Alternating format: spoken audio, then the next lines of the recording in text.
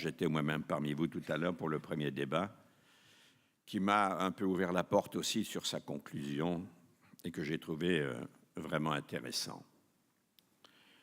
Ce que je voudrais vous dire, au fond, c'est une façon simple de réfléchir avec vous parce que je ne crois pas que je vous apprendrai grand-chose, mais en tout cas, peut-être ensemble remettrons-nous un peu de l'ordre dans le fratras idéologique qui bouscule le monde, et je dirais surtout dans les vibrations dangereuses que Denis vient de citer, qui ébranlent le projet européen en confondant le but, l'objectif, avec les défauts éventuels, et il y en a évidemment, de la conduite de ce projet. Le monde a froid, les colères un peu partout surgissent, je ne referai pas l'énumération que Denis Lafay vient de faire, et je voudrais qu'avec vous, on puisse revenir à peu près au centre de la question qui a fabriqué l'Europe. La fameuse phrase, vous la connaissez, c'est « plus jamais cela ». Qu'est-ce que voulait dire Robert Schuman, un homme qui avait changé 3 fois de nationalité dans sa vie sans changer de domicile? Allemand, français, allemand, puis français.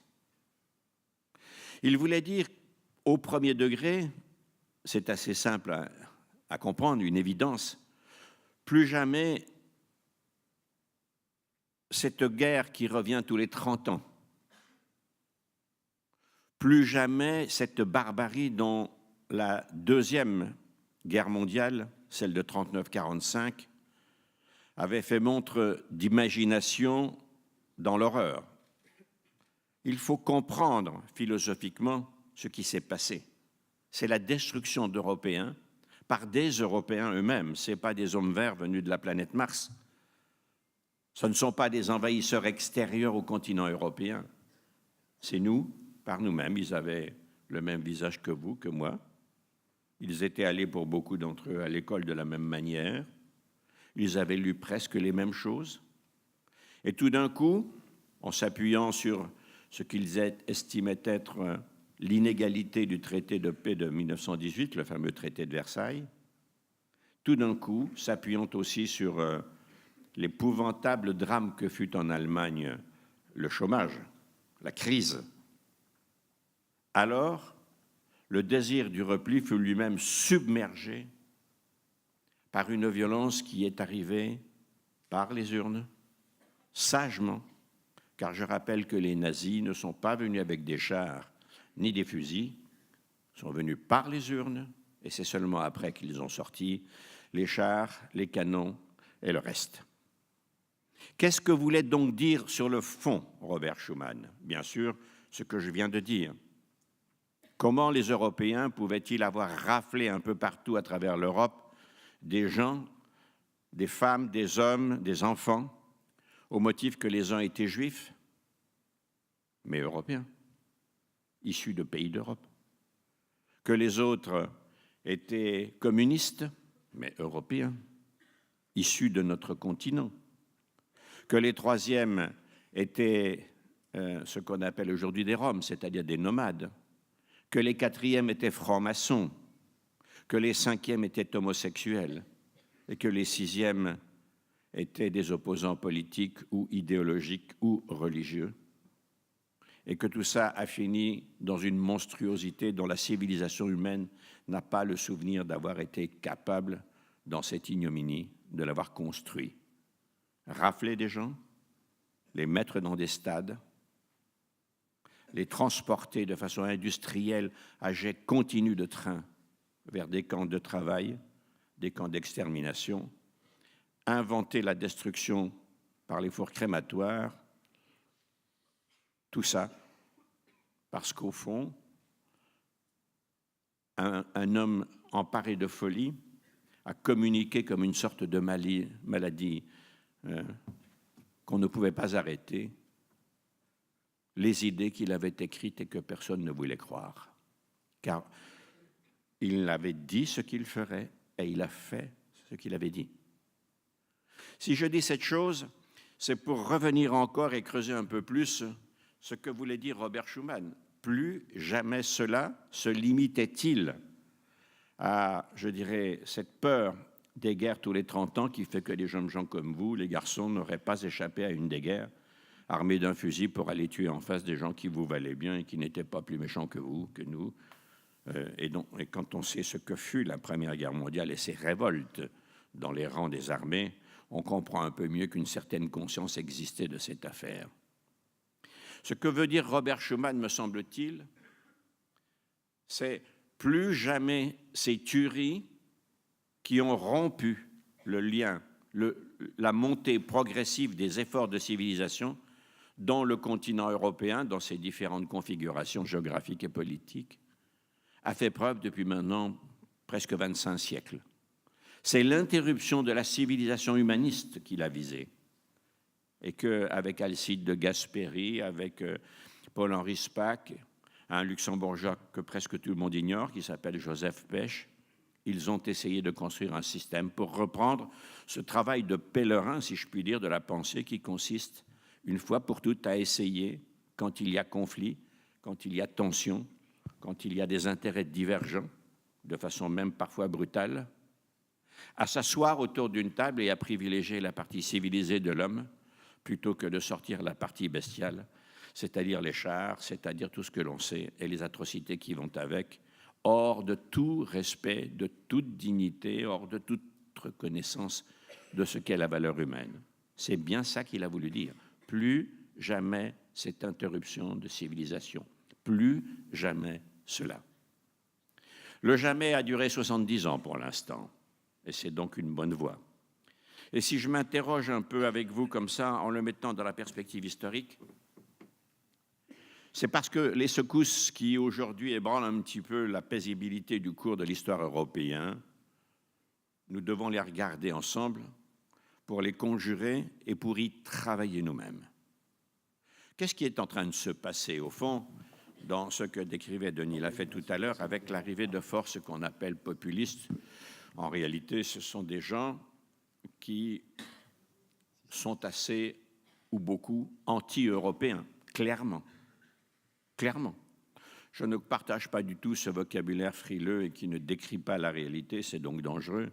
En parlant de sceptiques, d'eurosceptiques, il n'y a pas d'eurosceptiques, ou les eurosceptiques réfléchissent, mais ceux-là, ils ne vont pas voter pour les extrêmes.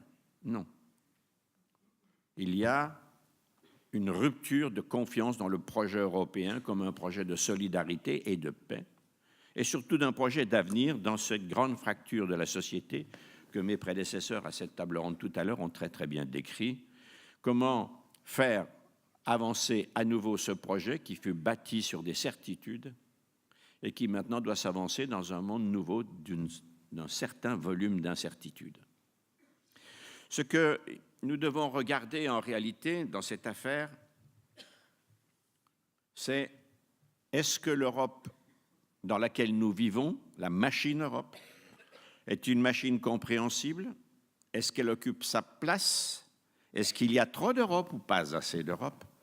Et surtout, est-ce que cette mécanique politique est plus importante que le projet de prospérité, de paix et de co-civilisation dans laquelle nous vivons, les 27, les 28 et bientôt les 27, depuis maintenant 70 ans pour les premiers fondateurs, première tentative de 1950, communauté du charbon et de l'acier. Ce n'est pas par hasard d'ailleurs que ce fut le premier acte qui a réuni les 6 Européens fondateurs. C'est une raison simple, c'est que le charbon, l'acier, le textile, la métallurgie, les plaines agricoles des deux côtés du Rhin et le débouché sur la mer avaient été l'objet des guerres. C'est pour ça qu'on s'était battu avec la pauvre Rhénanie au milieu qui un jour était d'un côté et le lendemain était de l'autre. C'est pour ça qu'on s'était battu. En réalité, dans le monde nouveau qui est en train de se mettre en place ou de se chercher plus probablement, est-ce que le projet européen, qui est basé sur des cultures, nous ne le disons pas assez, nous ne le reconnaissons pas, est-ce que ce monde-là sera encore le pare-feu utile dans la bataille des grands continents qui est en train de se développer? Regardons un peu la map monde. Qu'est-ce que c'est aujourd'hui que le monde? La puissance américaine a, je dirais, À l'ouest de la carte, la puissance asiatique avec d'abord la Chine, sans doute l'Inde bientôt, le continent européen, qui n'est pas aussi organisé que les États-Unis ni que la Chine, bien évidemment. Et puis un jour, il faut l'espérer pour eux, le continent africain qui devrait devenir d'ailleurs notre hinterland à nous, notre base arrière à nous, un peu comme les Allemands ont l'Europe centrale et orientale comme hinterland, à nous les Européens. Voilà comment s'organisent les continents et la maîtrise de la puissance et les batailles de la puissance. Le continent européen, il repose sur une organisation politique qui n'est qu'au milieu du gué, qui n'est pas finie. Bien sûr, vous n'êtes pas obligé de partager cette conviction. Je réclame en effet plus d'Europe au-dessus et moins d'Europe en dessous, bien évidemment. C'est la conséquence d'une perception régalienne des devoirs des gouvernements qui forment l'Europe. D'abord, Bruxelles n'existe pas. Bruxelles, c'est le lieu où s'exécutent, se mettent en place les politiques que les gens que vous avez élus, que nous avons élus, nous les Français, les Espagnols, les Portugais, les Italiens, mais les Tchèques, mais les Slovaques, mais les Hongrois, mais les Finlandais, mais les Allemands, mais tout le monde, pour gérer nos affaires domestiques, nos affaires nationales. Ce sont ceux-là qui se réunissent à Bruxelles, ou ailleurs parfois, et qui décident de ce que nous allons faire, comment nous allons le faire. Et on voit bien que dans cette affaire-là, il y a déjà une fracture et une insuffisance. Depuis 1995, c'est-à-dire le départ de M. Jacques Delors comme président de la Commission européenne, le souffle politique au grand sens du terme, au sens où Tocqueville lui-même voyait l'organisation des peuples, au sens où Victor Hugo l'avait décrit lui-même dans la deuxième moitié du XIXe siècle, eh bien, on voit bien que ce système lui-même s'est complètement essoufflé. Il y a une raison assez simple. Delors était un grand pour une raison simple, parce que son intelligence et sa volonté sont énormes, furent énormes, mais aussi parce qu'il avait le soutien politique et je dirais presque infaillible des deux plus grandes puissances européennes qui étaient l'Allemagne du chancelier Kohl et la France de Mitterrand. Voilà déjà une faille que l'on retrouve aujourd'hui. Il n'y a plus de leadership politique en Europe et ne nous attendons donc pas à ce que les institutions aient cette force dont on a besoin, qu'elle soit vraiment visible, rassurante dans les périodes de troubles, dans les périodes d'incertitude, avec des vents mauvais qui viennent de l'Est et qui montent de partout, maintenant jusque y compris l'Italie, le Sud-Est. En même temps, une impuissance politique a sécrété une surpuissance normative ou technique, ou technocratique, comme on dit. Je voudrais freiner un peu la colère contre les technocrates de Bruxelles, parce qu'elle est tout à fait à la fois réelle, mais injuste. Elle est réelle parce que leur patron ne se manifeste plus, la Commission. Elle est réelle, mais elle est aussi injuste parce que, je voudrais dire tout à fait, casser un peu de porcelaine, il y a 40 000 fonctionnaires pour les trois institutions européennes, le Conseil, qui est donc l'ensemble des gouvernements nationaux dont je viens de parler, quand ils se réunissent, la Commission européenne et le Parlement et la Cour de justice de Luxembourg. Il y a 42 000 fonctionnaires pour faire fonctionner tout ça, mettons 45, mais il y en a 60 000 pour gérer la seule ville de Paris qui ne fait que 2 millions d'habitants. Et là, il s'agit de gérer 500 millions d'habitants. Soyons un petit peu prudents, ne jetons pas tous les outils qui peuvent fonctionner aux orties en même temps que nos déceptions. Cette absence de leadership politique a ouvert la voie aux peurs et a ouvert la voie au commerce de la peur que font les extrémistes de tout poil que nous voyons arriver aujourd'hui dans presque tous les pays. Et le dernier avatar date de hier soir, dans le Parlement régional de Bavière, Alternative für Deutschland, dont le gouvernement, dont les leaders sont des néo-nazis, qu'ils vantent Hitler, qui ont fait republier Mein Kampf, qui défilent avec des brassards nazis. Donc il ne faut pas refuser la réalité. il ne faut pas essayer de l'amoindrir. Je ne dis pas que les électeurs de ces gens-là le sont tous, loin de là. Mais en même temps, peut-on mettre sa main au bord du feu sans risquer de se brûler? Il faut savoir ce qu'on fait dans les périodes troubles. Toutes les années 30 du continent européen nous rappellent qu'il ne faut rien céder aux extrémistes, rien. Et on voit arriver de cette manière, sous des étiquettes illibérales ou de démocrature, comme le disait tout à l'heure Denis, on voit arriver en réalité des forces de repli dont le vrai commerce, la vraie popularité, la vraie autorité, c'est la peur. Je parle d'autorité, je dois parler d'ailleurs d'autoritarisme. Si je prends le cas du leader hongrois Orbán, c'était un des deux leaders qui étaient sur les tonneaux en 1989 pour réclamer sur la place de Budapest, devant le Parlement, de glorieuse mémoire. C'était ces deux-là qui étaient en train de réclamer la liberté. C'est lui qui est allé à la frontière austro-hongroise pour couper les fils de fer barbelés avec une tenaille, une cisaille, et ouvrir de façon, je dirais, symbolique, la première faille dans le mur qui s'est effondré en novembre 1989. Voyez ce qu'il a fait de cette aspiration à la liberté.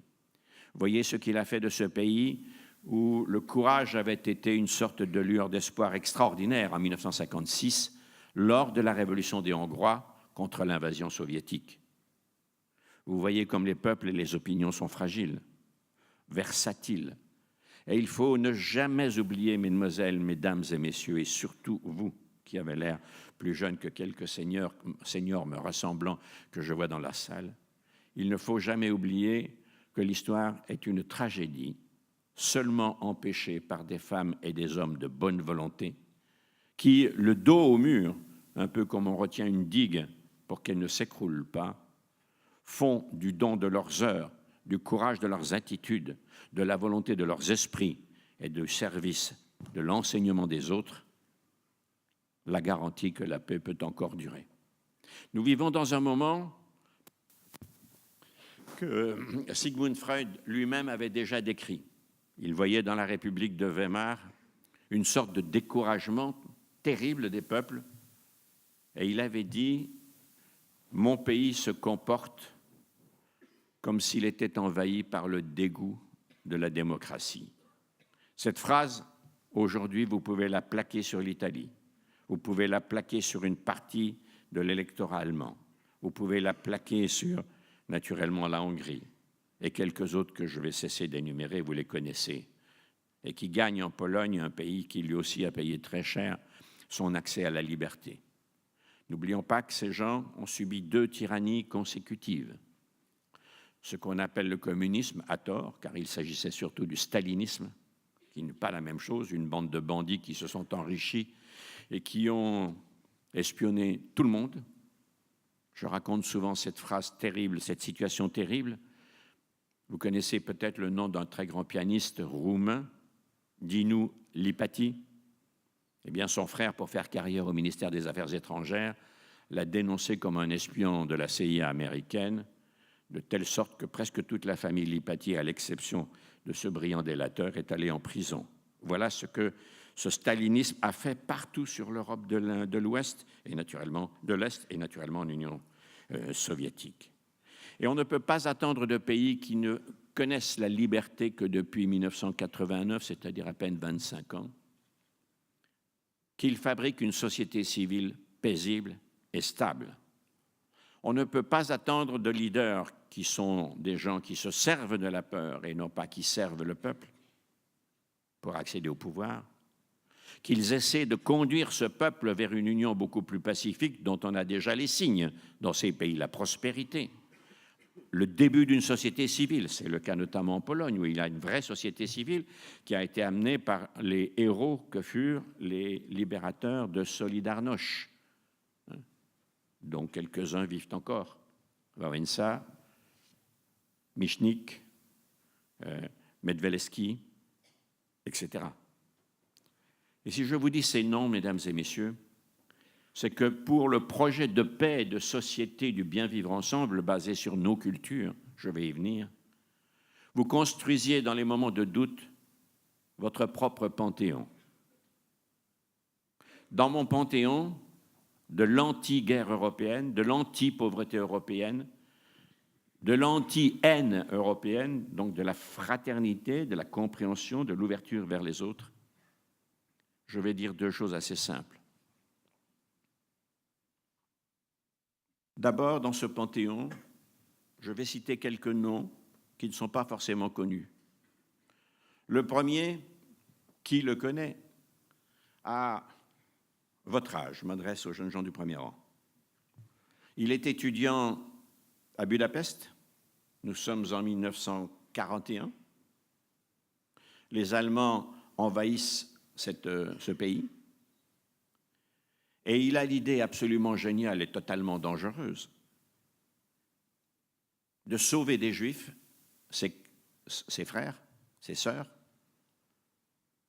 en allant chercher et acheter des camions pour les Allemands.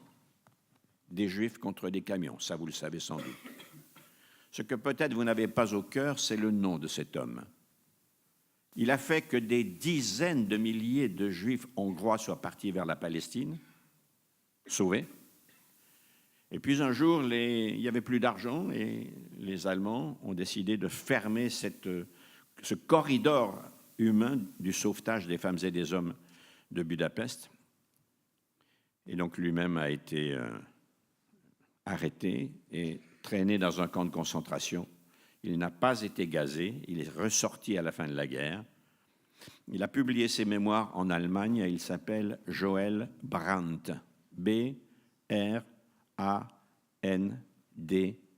un peu comme les machines à laver. Brandt. Je vous dis son nom parce que ce garçon de 22 ans, quand il a commencé son travail, est un vrai héros. Je mettrai dans mon panthéon là où des résistants, des femmes et des hommes d'Europe centrale ont fait quelque chose d'exemplaire, là aujourd'hui où souffle à nouveau le vent menaçant. L'actuelle Slovaquie, Bratislava. Dans une rue cossue de la ville de Bratislava était une famille dirigée par un père industriel de taille moyenne, je parle de son entreprise, avec une certaine richesse, pas trop excessive non plus, un peu comme Schindler, celui que le cinéma nous a vraiment fait connaître. Sa femme, Guzi, G-U-Z-I, avait décidé de faire quelque chose qui, comme elle l'a dit, la rendrait meilleure qu'elle-même. Quand les camions allemands sont venus avec la Gestapo pour rafler les femmes et les enfants, les petits-enfants, 4 ans, 5 ans, 6 ans, jusqu'à l'âge de la préadolescence, pour les mettre dans les camions et les envoyer dans les fours crématoires, alors elle payait. Elle payait de telle sorte qu'elle sauvait des enfants. Et puis un matin, il n'y a plus eu d'argent. Il était 6 heures du matin, le dernier camion est arrivé pour rafler dans son immeuble femmes et enfants qui y restaient. Les nazis les ont emportés. Et puisqu'elle ne pouvait plus les sauver, elle est partie avec eux et elle est partie à Auschwitz où elle a été exterminée. Dans mon panthéon, je mettrai encore quelques autres. Naturellement, les héros de Solidarność. Dans mon panthéon, je mettrai Marek Edelman, l'enfant juif du ghetto qui s'est évadé et qui est devenu un grand cardiologue et qui a participé aux 2 révolutions qui ont fait évoluer la Pologne, celle de 1970 qui a fait 540 morts et celle de 1980 qui n'a fait qu'un mort et c'était même pas la révolution, c'était l'assassinat du père Popieluszko par les services secrets polonais. Si je vous cite toutes ces choses, c'est parce que nous devons être persuadés que rien n'est perdu pour qui sait se redresser. Notre Europe est un continent des cultures. Les systèmes démocratiques dans lesquels nous vivons, auxquels participent si peu de gens lors des élections européennes, entre 40 et 45%, j'en terminerai par cela tout à l'heure. Ces systèmes démocratiques sont l'héritage de notre histoire culturelle. Et naturellement, chacun de nos pays a une histoire différente, mais vous voyez que le bien vivre ensemble nous a permis de vivre dans la démocratie. Et à partir de 1989 pour l'ensemble du continent, alors que nous venons d'histoires différentes, que nous parlons des langues différentes, que nous avons même des habitudes différentes. Mais si je demandais aux jeunes gens qui sont ici de se lever et de se montrer à la salle, vous regarderiez quelque chose de fascinant. Vêtus de jeans, baskets, t-shirt ou sweatshirt, des écouteurs, des smartphones, vous vous ressemblez tous à travers l'Europe. Chaque fois que je vais dans un pays, je vous vois. Si je vous demandais comment est faite votre culture et d'où elle vient, vous ne feriez même pas de différence entre les emprunts des artistes, des écrivains, des hommes de théâtre, des scientifiques, bref, de l'élite culturelle de notre pays de France et ce qui vient d'à côté, Goethe, ce qui vient d'Italie, ce qui vient d'Espagne. Nous nous sommes appropriés des éléments des cultures de tout le monde pour faire notre bol national à nous. Et les autres, c'est la même chose. Dans les Allemands, il y a Victor Hugo, il y a les musiciens français, il y a les architectes, il y a les peintres. Chez les Espagnols aussi, chez les Italiens aussi. Et il n'est pas jusqu'à Sibelius au nord, hein, d'Helsinki, qu'une fasse partie de notre patrimoine, sans qu'on sache vraiment et qu'on se souvienne que les uns mangeaient du goulash, que les autres avaient froid, etc. Nous vivons ensemble. Alors, je dirais, pour terminer, deux choses. La première, l'Europe redémarrera s'il n'y a pas dans cette salle un seul abstentionniste. Car comment pensez-vous que les leaders politiques puissent avoir une force pour négocier, pour imposer, pour faire avancer la construction Europe qu'il faut finir de façon régalienne, et seulement ça, si plus de la moitié des électeurs s'y désintéressent? Ils auront froid, eux aussi. Et déjà, le courage devant la rapidité des cycles démocratiques qu'évoquait Jean-Paul Delevoye tout à l'heure n'est pas forcément la qualité première de ceux qui se présentent à l'action publique. Alors, ils ont besoin, j'ai besoin de votre force. Pas un abstentionniste. Après, vous votez ce que vous voulez, sauf les extrêmes, s'il vous plaît. Pas un abstentionniste. Car c'est à ce moment-ci qu'il faut saisir le vent qui risque de nous submerger pour le retourner, un peu comme les navigateurs de voiliers. C'est une première chose. La deuxième que je veux vous dire, qu'est-ce qu'il faut faire en Europe? Eh bien, il faut donner la force de mettre en place la deuxième partie du gué, puisque le bateau est au milieu du fleuve, avec simplement le souci de s'occuper des politiques régaliennes. Qu'est-ce que c'est qu'une politique régalienne? C'est ce qu'un pays tout seul n'a ni la force ni les moyens de faire. La défense des Européens, comment organiser une armée européenne à partir des armées nationales, le contrôle absolu des frontières, pour savoir qui rentre, qui sort, et avoir des attitudes dignes sur l'immigration, troisième sujet, droit d'asile et immigration, qu'il faut soumettre au peuple pour que les peuples voient toute l'étendue néfaste de la poussière qu'on a mis sous le tapis depuis 30 ans sur ce sujet. La transition énergétique, la conduite des finances et la convergence des économies. Et quand j'ai dit ça, j'ai presque tout dit de ce dont devrait se mêler l'Europe, avec une meilleure convergence fiscale et lutter contre la fuite des capitaux et la tricherie des grandes sociétés s'agissant des impôts. J'ai tout dit. Tout le reste, qu'on le confie aux nations, elles seront suffisamment homogènes pour savoir s'occuper du projet européen à leur niveau, le niveau national, le niveau régional. Bien sûr, les esprits chagrins diront « Mais êtes-vous européen, êtes-vous français ?» Ça n'a aucun sens. Aucun sens. Je suis français, je suis un Européen de France. D'ailleurs, ma famille est née en Espagne, j'ai vécu en Allemagne, en Grande-Bretagne, aux États-Unis. Oui, mais je suis français. À l'étage au-dessus, je suis européen parce que je suis français. Par ailleurs, je suis français parce que je suis européen. L'Europe a tiré beaucoup de réformes en France. La protection de la santé, la protection des consommateurs, la protection des libertés auxquelles nous avons tous recours et que nous ne voulons pas perdre à travers la Charte des droits fondamentaux. Immense acquis de l'Union européenne qui n'est pas faite que de commerce et de sous. Ça existe. Pour terminer, je vous dirai une dernière chose. Vous allez entamer, vous qui êtes les plus jeunes, vous qui êtes les plus mûrs et qui avez sans doute une mémoire historique sans doute encore plus forte, pour vous redresser et prendre en main l'affaire européenne qui est la vôtre. Je vais vous citer le cas de deux résistants peu connus pour leur résistance, très connus pour leurs œuvres. L'un est un écrivain français, l'autre est un écrivain de langue allemande. Pendant la Première Guerre mondiale, qui fut en effet le premier cycle des grandes horreurs avec les gaz, l'hypérite, où les hommes revenaient la gueule cassée, comme ils se sont appelés eux-mêmes, ne fréquentaient plus leurs femmes, chute de la démographie, les femmes tenaient l'économie du pays pendant et après la guerre. On a daigné enfin leur donner le droit de vote en 1946 et la liberté du carnet de chèques seulement en 1962. Mesdames, les libertés se défendent, debout aux urnes. Ces deux personnes-là, pendant la Première Guerre mondiale, s'écrivaient en disant qu'ils espéraient qu'un jour, les peuples d'Europe, comme l'avait écrit Victor Hugo, se mettraient autour d'une table pour travailler ensemble à leur bonheur et résoudre ensemble leurs mésententes, leurs difficultés et leurs ambitions. L'un, c'est Romain Rolland.